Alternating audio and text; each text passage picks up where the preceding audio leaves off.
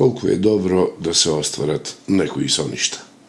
Посе изгледа дека нивното следење е еден прекрасен животен момент, кои од кога ќе се претопат во стварност, ја возвишуваат личноста до кровот на невозможното, или ако сакате, до максимумот на човековата способност.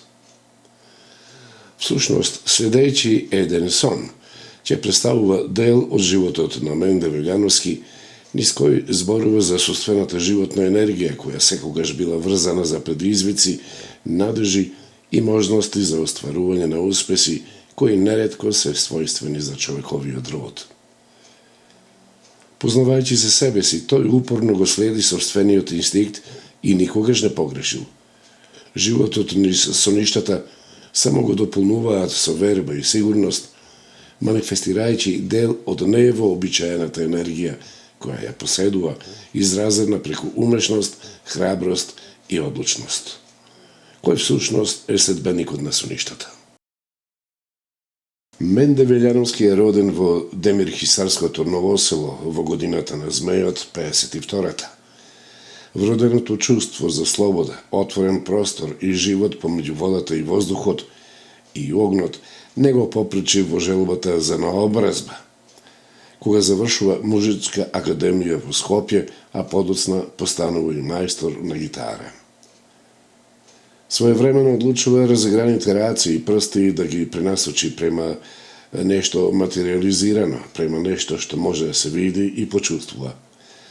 Најнаш, ставајќи се во улога на уметник, од неговиот труд произлегува слики со изворедна уметничка вредност, слики кои и денес ги красат зидовите на повеќе домови кај нас, ама и низ светот. Во меѓувреме немирните раце ги усовршуваат карате вештините до степен на црн појас или до степен на максимално познавање на карате вештините, како и наведување на брзите мотокрос трки кои секогаш биле доволно испланирани за да бидат безбедни пред се, ама и секогаш први недоприливи за другите учесници. Отварајќи го патот према невозможното, Менде постанува љубител на екстремните спортови, како што е возењето на штица, сурфањето на вода, скијање на вода или снег и слично. Не случајно постанува шампион на Југославија во сурфање на вода, кој се одржа во Брач во 1980 година.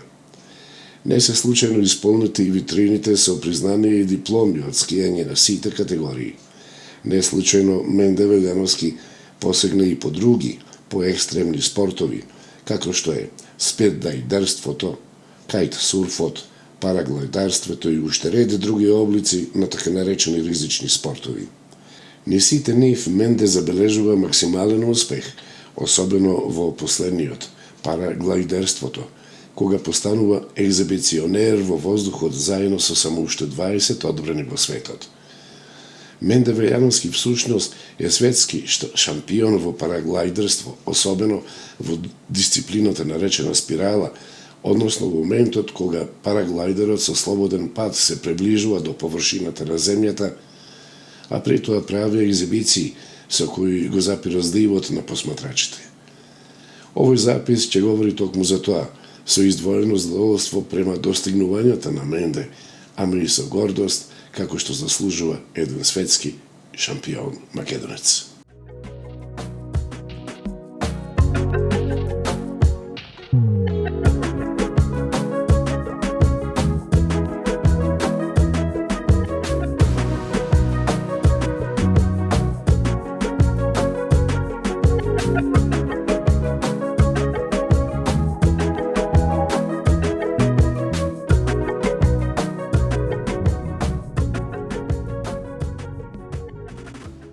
Трнлив беше патот до успехот во овој специфичен спорт, раскажува Менде.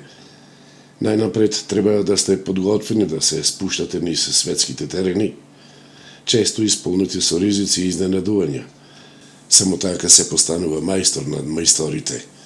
Дори тогаш ќе ја добиете довербата од посматрачите, довербата од произведувачите на летечка опрема, признанијата и заслугите кои во нашиот занает се ословуваат со пилот, спортски пилот, пробен пилот или комплетен летач, препуштен на собствената снаодливост тамо некаде помеѓу небото и земјата.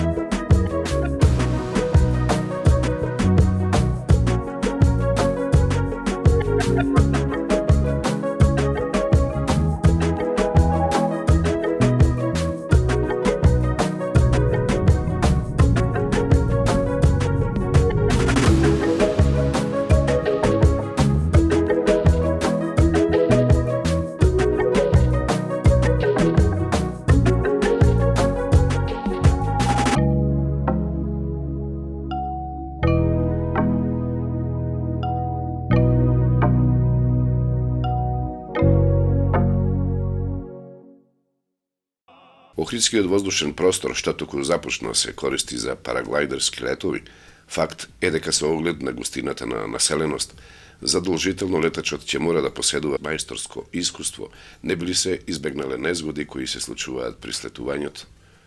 Од друга страна пак, искуството на параглайдеристот ќе работи во интерес на неговата безбедност со оглед на различната височина на релјефот, ами и поради длабочината на водата од Охридското езеро, која понекогаш знае да го подлаже инструментот за висинско мерење и да го изненади летачот со неочекуван допир на водената површина.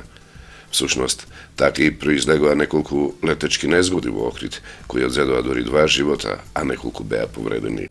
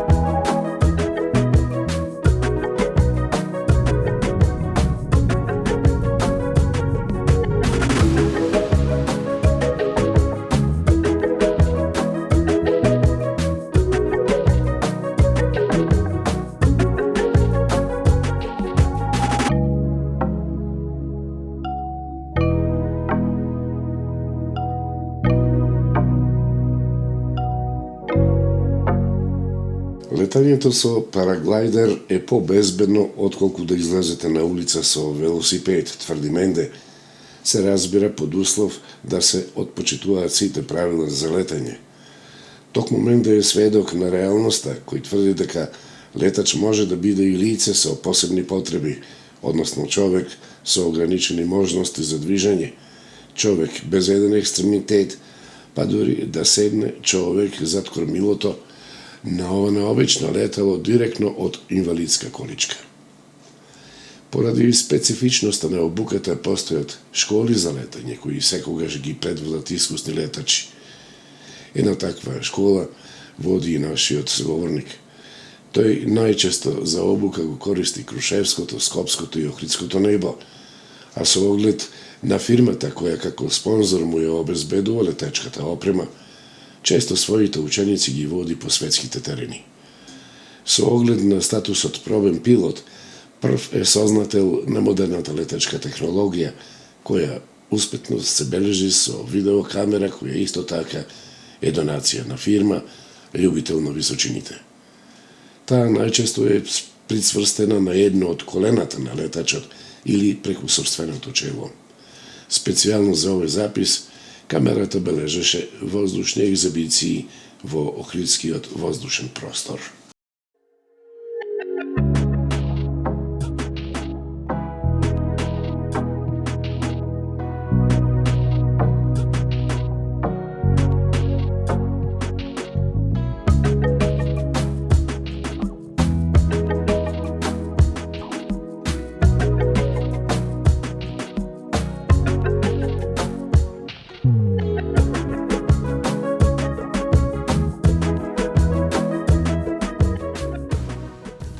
спортот не е толку небезбеден како што изгледа. Дури по мое понебезбедно е со точак да се излезе на улица, а да не зборуваме и со мотор да се излезе, отколку да се лета. Нормално со убави подготовки, со правилна обука, скоро да нема никаква опасност.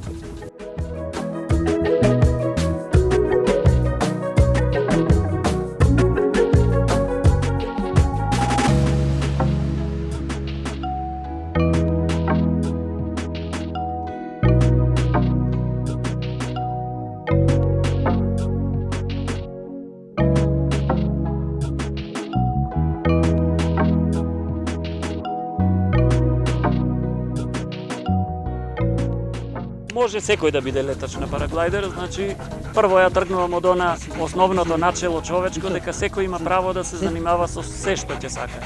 Значи дури и хендикепирани луѓе. Јас имав случај во Австралија, обучив човек кој што е во количка, хендикепиран. Другарите му помагаа, најнормално си леташе. Значи ова е спорт за секого, затоа има голем опсек.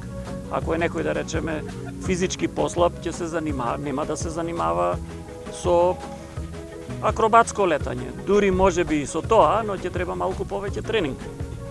Буквално секој може, без разлика на пол, на возраст. Сега кај нас по закон од 14 години има право да лета со дозвола од родители, а од 18 години воопшто не мора ни да ги праша родителите нормално. Мислам дека буквално секој може да се занимава. Само е работата на пристапот, треба да се има малце посериозен пристап.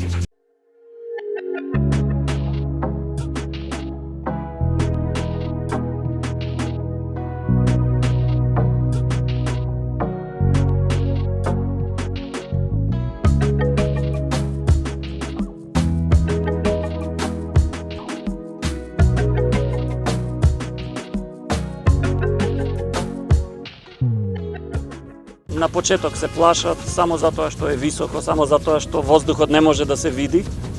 Инаку во вода не се плашат, да речеме ќе влезат во океан, може да има 500 метри под него или километара, не се плашат само затоа што не го гледаат дното.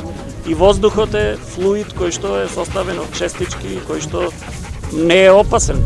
Може да се плови нели низ воздухот, не може да се паѓа како што викаат некои, како што велат. Значи од таа страна не треба луѓето да се плашат. Не треба да се плашат иако немаат доволно физичка сила. Има многу голем број женски пилоти кои летаат, има дури прваци во светот. Дури во заедничка категорија машка-женска, женските доста добро стојат. Значи, патот е отворен за сите. Кај нас има сите клубови скоро имаат училишта. Значи, може човек да се обучи ако посака. Ете, може кај мене да се јави, например, и ќе биде обучен постепено.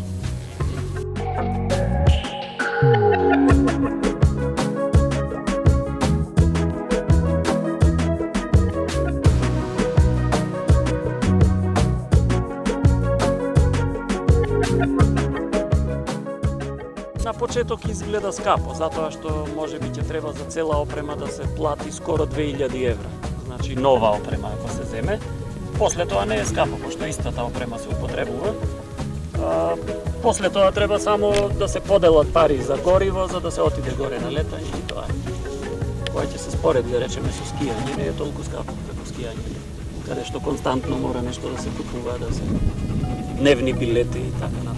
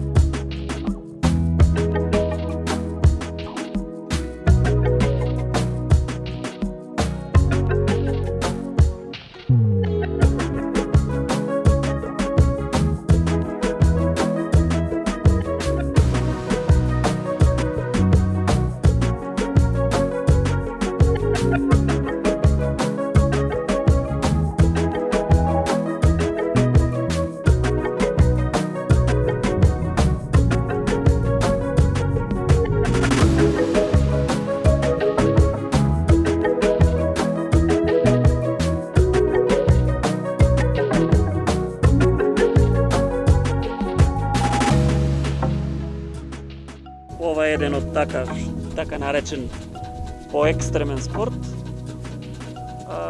Спрема мене не е така екстремен како што мислат луѓето. Сега генерално за целиот спорт не би рекол дека е екстремен, затоа што е поделен во 3 дисциплини, кои што се сосема различни. Едната дисциплина е прецизно слетување, значи тука нема многу некоја екстремност, се полетува од пониско место, се слетува во едно место каде што е одредена цел и со ногата се погодува во целта. Другата дисциплина е крос кантри или прелети, значи се полетува од едно место, се оди со инструменти за навигација, GPS, се дава дисциплина, се прави рута и може да се лета 100, 200, 300, светски рекорд е над 400 км. Значи таа дисциплина бара веќе и доста размислување, подготовки доста и ете така како најекстремна дисциплина е акробатското летање, со кое што јас се занимавам и уште неколку души тука во Македонија. Тоа се оди над вода и се прават фигури, лупинзи, тамблинзи, разни фигури, има околу 15-тина. Организирано е тоа во светски купови, најмногу, во Европа тука. Сега тоа е така, околу надпреварот, сега околу чувството, може јас не сум баш најкомпетентен затоа што 30 години летам и не можам да кажам какво е чувството горе, мене ми е нормално горе, долу ми е неубаво чувството кога ќе слезам. На почеток, колку што можам да се сетам, ми беше многу интересно. Мислам и сега заради тоа што ете со акробации, па секој ден има некои нови фигури. Колку што можам да забележам сите летачи, како летањето им станува стил на живот и доста уживаат.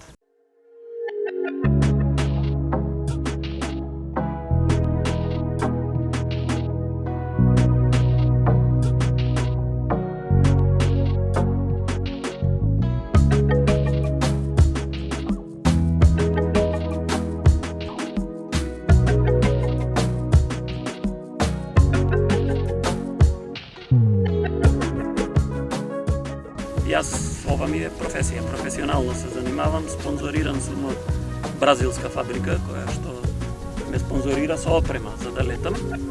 Нормално спонзориран сум и од Агенцијата за млади и спорт.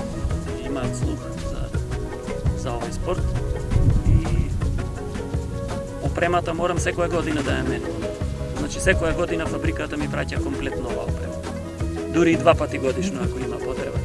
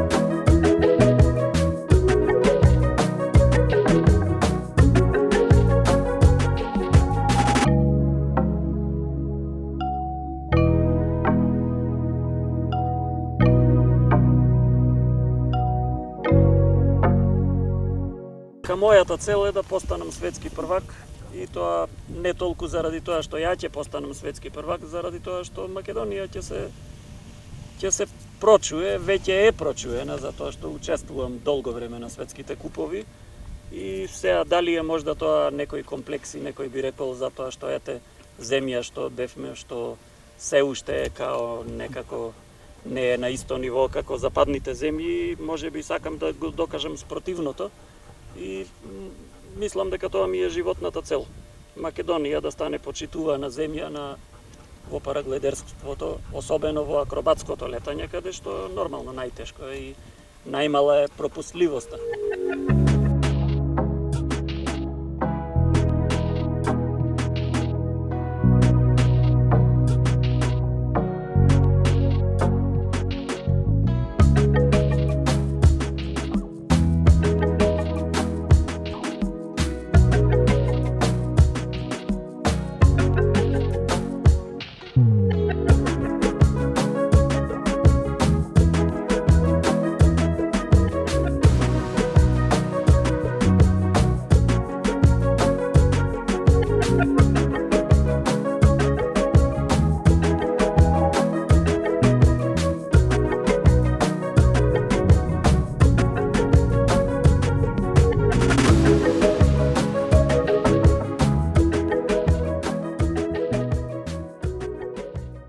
Таму каде што е сообраќајот згуснат, има и незгоди.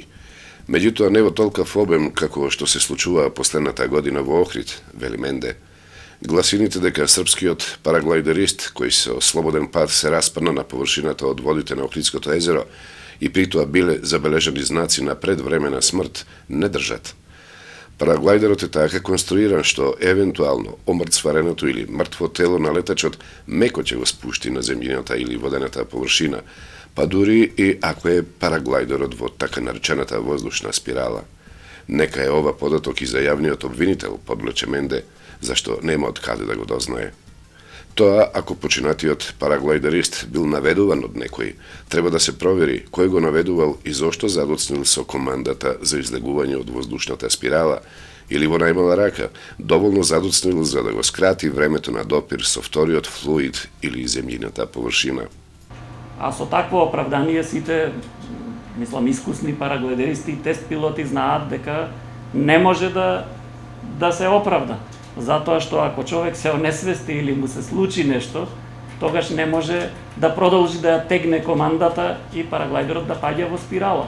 Посебно не тој параглайдер кој што е во категоризација така наречен ДХВ-1, кој што ако не тегнеш многу силно на командата или ако ти се случи нешто, сам ќе излезе од спирала и ќе продолжи да лета нормално. Охридското поднебје е идеално за летови од ваков облик, тврди Менде. Покрај него во глетката уживале голем број иностранци летачи, што би важело како почеток на летечкиот туризам, кој се смета за посебно доходовен и масовен.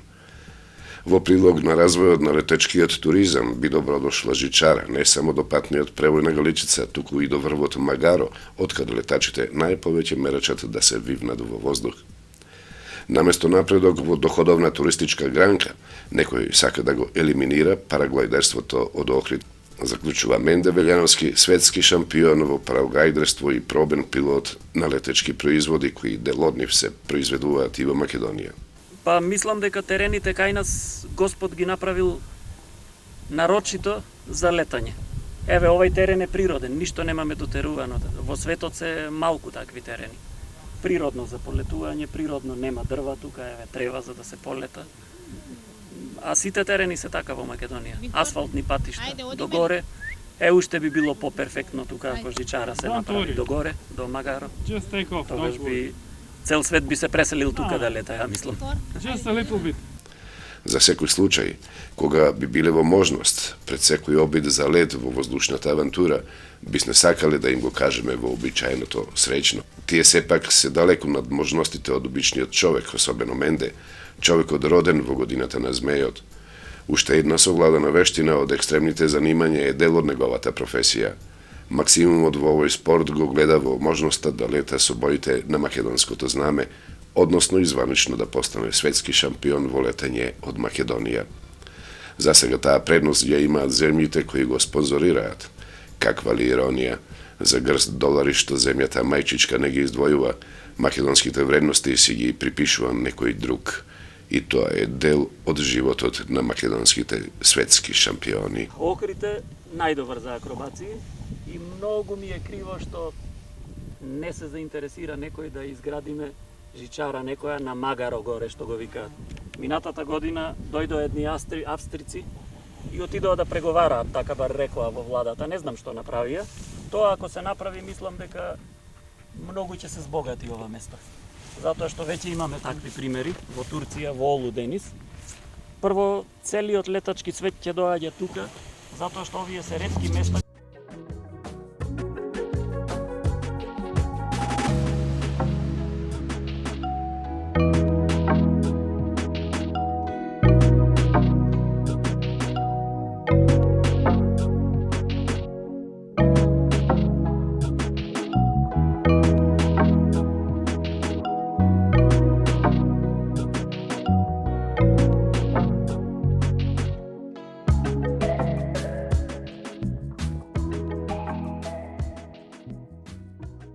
Воздухот е различен секаде, значи ние неколку дена пред тоа се прилагодуваме и поготово е различен ако е на друга хемисфера. Сонцето од друго место не изгледа дека изгрева, тоа од исток изгрева, ама од другата страна го гледаме, нас не изгледа како од запад. Тоа е нормално и сите струјања термички се обратни него што се овде. Сега зависи, секаде има микроклима, некаде е погуст воздухот во моментот, поредок и параглайдерите поинаку се однесуваат. Сега, ако зборуваме филозофски, атмосферата е секаде иста. Значи, сум бил на другиот крај на светот, Нов Зеланд, е најдалеку од Македонија. Летачите се секаде исти, спортисти кои што ги интересира спортот, кои што сакаат да другаруваат, да уживаат во спортот, покрај тоа и се надпреваруваат. И што е, да речеме, за мене така најзначајно во акробатсково летање, сите пилоти во светот се како една фамилија, можеби заради тоа што во светскиот куп сме ограничени на 40 луѓе, нема повеќе пропусност. Како една фамилија сме, сега пред некое време имавме светски воздушни игри, тоа е како Олимпијада, прв воздушна, во Торино, во Италија, и еве уште до помина еден месец не можеме да се одделиме, секој ден само имејли си разменуваме како беше убаво тамо, па сега што ќе правиме на следниот светски куп и така натаму.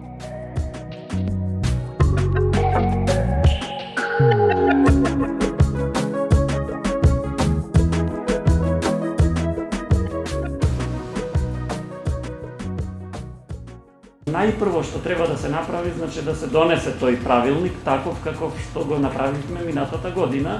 Јас и инспекторот од цивилна воздушна пловидба. Од кои причини не е донесен, не знам. Значи во тој правилник е регулирано кој се може да лета на кои терени. Исто е регулирано и за странците, кои странци со кои дозволи и од кои земји дозволи можат да летаат.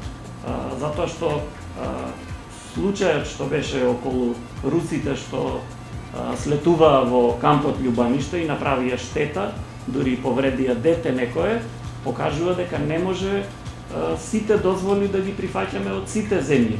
Значи мора правилникот многу ригорозно тоа да го регулира. Тоа не значи дека ние сакаме да имускратиме на луѓето што доаѓаат од страна да летаат, но треба упатството да биде јасно дека тој терен на Галичица е само за искусни пилоти, посебно слетувањето. Нормално, многу луѓе се интересираат за да летаат во Македонија. Се повеќе и повеќе. Значи, опасноста се повеќе ќе се зголемува ако не придонесеме околу тоа. Јас слушнав и некои други работи, да се забрани летање, тоа воопшто не би требало, него треба само да се регулира. Во кампот исто, да речеме, може безбедно да се слетува, но треба да слетуваат луѓе само со одредено ниво и да покажат дозвола која го регулира тоа ниво. Тоа се вика IPPI дозвола, тоа е меѓународна. И нормално да се огради тој терен, да се стави предупредување долу и за луѓето дека тука слетуваат параглайдери, значи да се внимава и на тоа. Тогаш можеме да ги запазиме сите работи што ќе допринесат за туризмот таму. Значи да се лета безбедно, луѓето да бидат безбедни, да може и ние да слетуваме на безбедно место.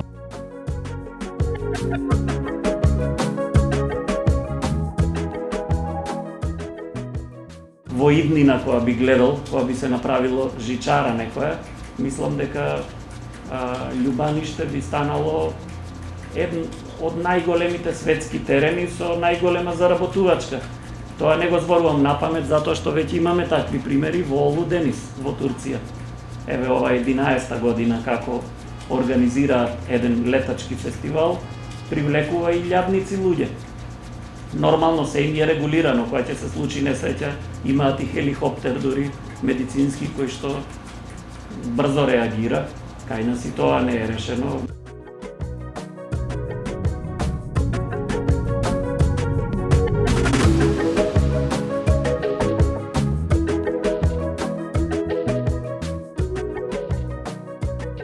Уште една работа што би можеле да ја направиме во Охрид, тоа е најголемиот настан за кој што имаме понуда, само треба добра волја, а тоа е светски акробатски куп и тоа да се направи токму во пристаништето Охрид. Наместо да се полетува од Галичица, може да се скока од хеликоптер со параглайдери и тоа би било, мислам, нешто што многу луѓе ќе привлече.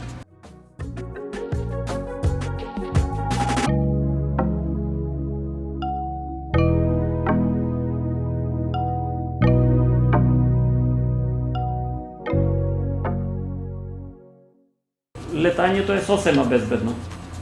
Може би вака на луѓе кои што не се упатени во летањето ќе им изгледа дека претерувам, но летањето е многу побезбедно од другиве движења кои што се на земја, се обраќајот дури и пешки одење. Затоа што сепак во воздух горе нема гужва толку.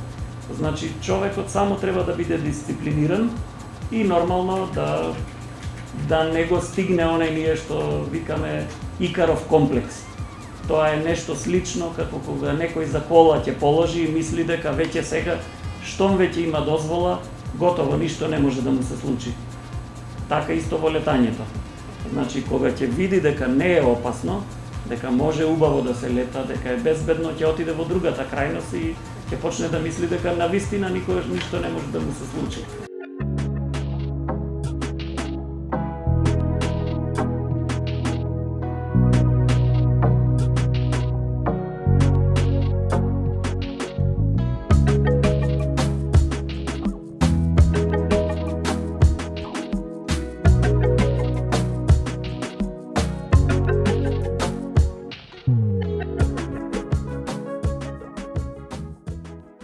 Тежината на теренот секогаш се одликува со термичките струења, кои што во Охрид се многу добри, на Галичица, заради тоа што е варовник, заради тоа што има променлива површина, заради стрмноста на теренот, но тоа нормално си носи и опасности.